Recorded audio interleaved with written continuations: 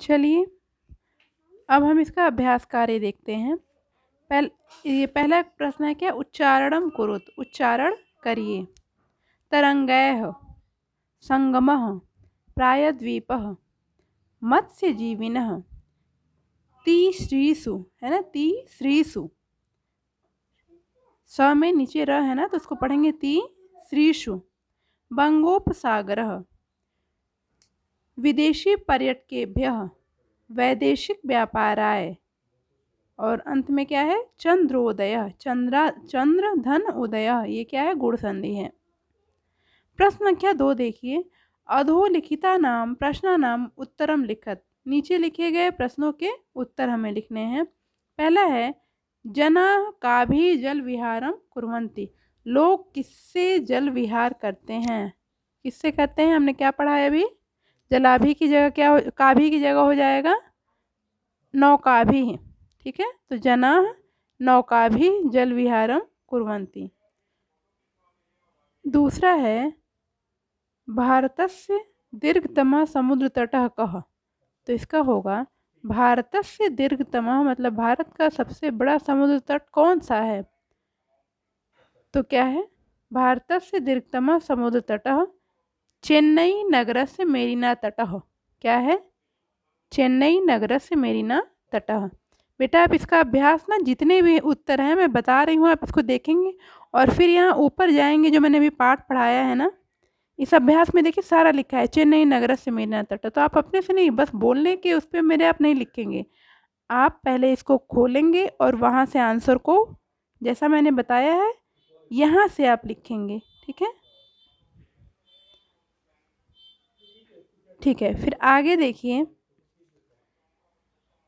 जना कुत्र स्वैरम विहरन्ति, जना माने लोग, कहाँ पर, स्वैरम, स्वैरम माने अपनी इच्छा अनुसार घूमते हैं, कहाँ पर, तो इसका आंसर होगा मुंबई शहर के जुहू तट पे।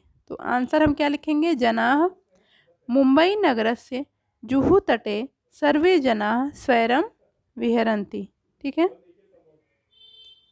तो पूरा उत्तर आप ऐसे लिख सकते हैं, पूरा उत्तर कि जना नहीं पहले लिखिए, पहले सीधे उत्तर ही लिखिए, क्या, कुत्र की जगह, या फिर आप कुत्र की जगह भी उसका आंसर लिख सकते हैं।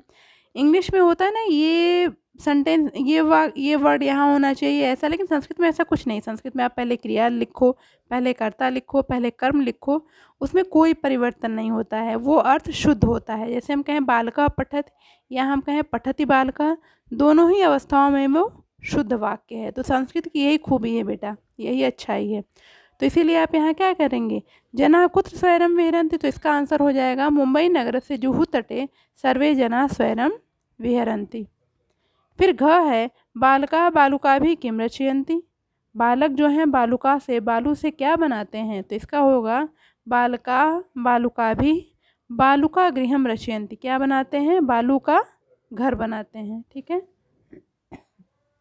फिर है कोच्चि तटः केभ्यः ज्ञायते, जो कोच्चि का किनारा है वह किसके द्वारा जाना जाता है, किस लिए जाना जाता है, किस लिए प्रसिद्ध है। तो हमने पढ़ा था ना कि कोच्चि तटः नारिकेल फलेभ्यः ज्ञायते, तो क्या उत्तर होगा, केभ्य की जगह हम लिख देंगे नारिकेल फलेभ्यः। तो संस्कृत के प्रश्नोत्तर याद करने बहुत आसान है बेटा, केवल आपको केभ्य के स्थान पे याद करना है। घ में क्या है, किम की जगह याद करना है, ग में कुत्र की जगह मुंबई नगर से जुहू तटे, ठीक है। पूरा उत्तर आपको नहीं, बाकी तो आपको प्रश्न से ही उत्तर मिल जाएंगे। चलिए अगला देखिए, प्रश्न संख्या 3। मंजुषाता पदानि छित्त्वा रिक्त स्थानानि पूरयत, मंजुषा से पद को लेकर के रिक्त स्थानों की हमें पूर्ति करना है। मंजुषा मतलब वही जो बॉक्स दिया हुआ है। क है कन्याकुमारी तटे त्रयाणाम सागराणाम भवति, कन्याकुमारी के तट पर तीनों सागरों का क्या होता है, हमने क्या पढ़ा था, संगमः। ख है भारत देश इति कथ्यते, भारत देश कहा जाता है, क्या कहा जाता है, प्रायद्वीपः, क्योंकि ये 3 तरफ से समुद्र से घिरा हुआ है। जना समुद्र तटम आगच्छन्ति, लोग समुद्र के तट पर आते हैं, किस लिए आते हैं, पर्यटनाय, ठीक है। बालेभ्यः रोचते, बालेभ्यः रोचते, बच्चों को अच्छा लगता है, क्या अच्छा लगता है, क्रीड़ा, बालेभ्यः क्रीड़ा रोचते, बच्चों को खेलना अच्छा लगता है। भारतस्य पूर्व दिशायाम अस्ति, भारत के पूर्व दिशा में है। भारत की पूर्व दिशा में क्या है? बंगोपसागर है। तो क्या होगा? बंगोपसागर। अब प्रश्न संख्या 2 देखिए, यथा योग्यम योजयति, इसमें मिलान करना है। तो मिलान तो आप पुस्तक में करेंगे, लेकिन कॉपी में कहीं पर भी लिखेंगे तो आप मिलान नहीं करेंगे, आप सामने सामने उसका उत्तर लिखेंगे। ठीक है, तो समुद्र तट है, क्या होगा?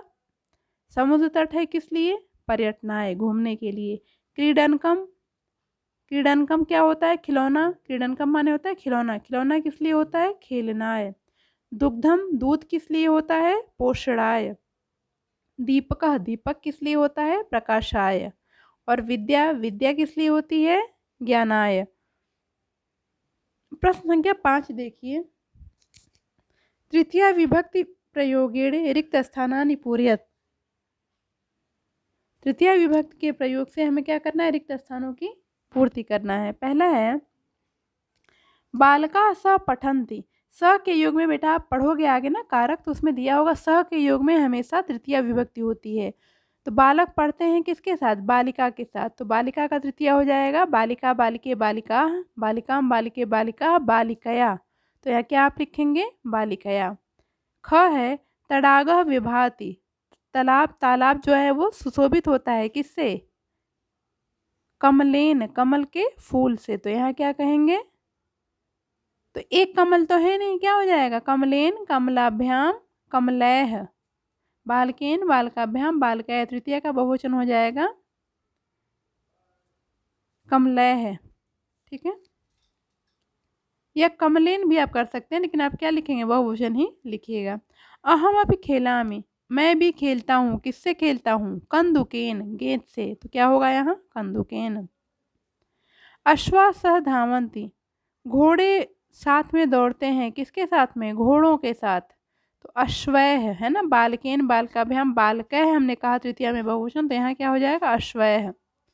अंगा है मृगाः सह चरन्ति, मृगों के साथ चरते हैं। किसके साथ मृग चरते हैं? मृगों के साथ। तो यहाँ भी हो जाएगा मृगैः, बालकैः की तरह क्या हो गया? मृगैः सह। प्रश्न संख्या 6 में देखिए क्या है बेटा, आपको बीच में देखिए एक कर्ता क्या दिया है? रहीम है ना, रहीम दिया है। फिर देखिए अलग अलग उसका बॉक्स बना हुआ है। तो नंबर 1 में है क्या दिया है? रहीमा मित्र सह क्रीडति, रहीम मित्र के साथ खेलता है। तो मैंने आपको बताया कि सह के युग में हमेशा तृतीया होगी, तो यहाँ क्या हो जाएगा? रहीमा मित्रेण सह क्रीडति, रहीम अपने मित्र के साथ खेलता है। केवल इसमें बदलेगा क्या? सेकंड वाला, रहीम के बाद वाला जो ये है सर्कल है ना बेटा, वहाँ आपको सब में तृतीया विभक्ति कर देनी है। ठीक है, ये है ना 1 2 3 4 5 6 7 8, आप देख रहे हैं ना, ये सभी क्या है? 8 वाक्य आपको बनाने हैं। और सबका कर्ता एक होगा रहीम। दूसरा वाला जो सर्कल है उसमें है तृतीया विभक्ति का प्रयोग। और जो ये फिर तो बस सेकेंड वाला जो सर्कल है उसका आपको बदलना है, बाकी सबकी क्रिया वचन जो भी है वही प्रयोग में आएगा। तो पहले में क्या हो गया? रहीमा मित्रेण सह क्रीडति। दूसरा है रहीमा द्विचक्रिका आपणम गच्छति, रहीम साइकिल से दुकान जाता है, बाजार जाता है। तो द्विचक्रिका क्या हो जाएगा? हट्टम माने बाजार होता है, आपणम माने दुकान होगा। तो द्विचक्रिकया। ठीक है, तृतीया में क्या हो जाएगा? द्विचक्रिकया। तो रहीमा द्विचक्रिकया आपणम गच्छति। फिर तीसरे में देखिए रहीमा कलमेन पत्रम लिखति, कलम का क्या हो गया? कलमेन। जैसे बालकेन हुआ, यहाँ क्या हो गया? कलमेन। द्विचक्रिका का बालिका की तरह रूप चला बालिकया, तो यहाँ क्या हो गया? द्विचक्रिकया। चौथा वाक्य देखिए रहीमा हस्तेन कंदुकम क्षिपति, हस्त का क्या हो गया? हस्तेन। तृतीया में रहीम हाथ से गेंद को फेंकता है। ठीक है, पांचवा देखिए रहीमा नौका जल विहारम करोति, रहीम नाव से जल विहार करता है। तो नौका के क्या हो जाएगा? बालिका के आधार पर बालिकया, नौकया। ठीक है, छठा देखिए रहीमा चषक जलम पीबती, रहीम चषक से जल पीता है। चषक माने क्या हो गया? गिलास से। जिसकी सहायता से कोई काम करे उसमें तृतीया विभक्ति हो जाएगी, तो क्या हो जाएगा? चषकेन। ठीक है, तो रहीमा चषकेन जलम पीबती। फिर सातवां वाक्य है रहीमा तूलिका चित्रम रचयति, रहीम तूलिका से चित्र बनाता है, तूलिका की सहायता से। तो इसमें भी तृतीया हो जाएगी बालिकया, तो क्या हो जाएगा? तूलिकया। रहीमः तूलिकया। अब आप लिखने में गलत नहीं करेंगे, आप बालिका का रूप खोल लेंगे सामने, फिर इसको देख के वैसे आप चेंज करेंगे। तूलिकाया नहीं, क्या होगा, तूलिकया, क और फिर या। रहीमः तूलिकया चित्रम रचयति। 8वां है रहीमः वायुयान यह आगच्छत। रहीम वायुयान से कल आया, है ना। आगच्छत लंग लकार है, यह माने क्या हो गया, जो बीत चुका है कल। तो वायुयान की सहायता से आया, तो वायुयान में क्या हो गया, तृतीय विभक्ति हो गया वायुयानेन यह आगच्छत। ऐसे आप करके नीचे इसका वाक्य प्रयोग कर लेंगे। और इसमें कौन कौन से प्रश्न आपको कॉपी में करने हैं, तो बेटा प्रश्न संख्या 2, ठीक है, और 4। प्रश्न संख्या 2 और 4 आप कॉपी में करेंगे, ठीक है। 4 में क्या करना है, 4 में आप साम मिलान नहीं करेंगे, मैंने बार बार बोला है आप मिलान नहीं करेंगे, सामने सामने सही उत्तर लिखिएगा, ताकि आप जो एग्ज़ाम वाली कॉपी होती है उस पर भी आप ऐसे ही लिखेंगे। ये इसी अभ्यास के लिए मैं दे रही हूँ कॉपी में, ठीक है, ताकि आपका अभ्यास रहे। चलिए।